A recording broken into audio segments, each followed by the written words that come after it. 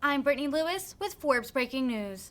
At Thursday's press briefing, Press Secretary Jen Psaki was asked about President Biden calling former President Trump the Ultra MAGA King. The reporter asked how that would help unify Americans when 74 million people voted for former President Trump back in the 2020 election. Psaki said that Biden was, quote, not afraid to call out what he sees as extreme positions. See more of her answer here. The president's comments last night, he went off about MAGA again. Yeah, MAGA King, yes, King he MAGA. referred to former President Trump as the Ultra MAGA King. He's been decrying Ultra MAGA Republicans and saying he's going to be doing it more. But Hillary Clinton expressed some regret not too long ago for referring to Trump voters as deplorables who couldn't be redeemed. And considering that Trump got 74 million votes in the last election, I'm just wondering if this is the best strategy for Biden to win people over, win over support ahead of the midterms, especially given his inaugural theme being America United.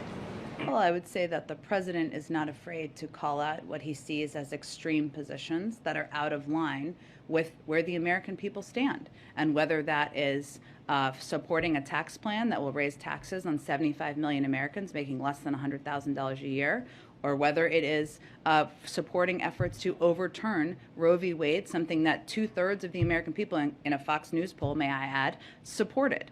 And there are countless examples from there.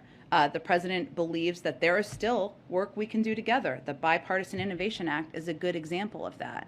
But again, he is not going to stand back and stand aside while people are pushing for extreme positions that are not in the interests or supported by the vast majority of the American people. On inflation today, Ro Khanna, just sort of feeding into his comments about from last night about inflation. The president was talking about the economy when he was referring to Ultra MAGA. And Ro Khanna said today that blaming Putin may not be effective. He said, we need to say inflation's a real threat, it's an emergency. So it seems like the president has been rationing up this rhetoric, blaming Republicans, blaming Putin. We've heard all of the reasons why the pandemic is a factor. But Ro Khanna is asking, this White House to call inflation an emergency and to call out the National Guard to help with supply chains. Are those things that you'd consider, this White House would consider? Psaki, I don't think anyone doesn't think inflation is an issue. The president has said that countless times.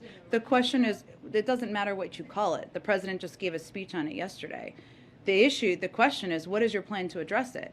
He laid out a multi-part plan yesterday. He has taken a range of steps, including steps that even announced this week to lower the price of high-speed internet for tens of millions of Americans, to give farmers the tools and resources they need to boost production, to lower the deficit, something that happened on his watch last year, which will help, to release 1 million barrels of oil from the Strategic Petroleum Reserve, to fix the family glitch. What is the plan on the other side? We all recognize it's a problem, but if you open the cupboard door, there's nothing there, and that's the issue. Go ahead. Jen, the flags are flying at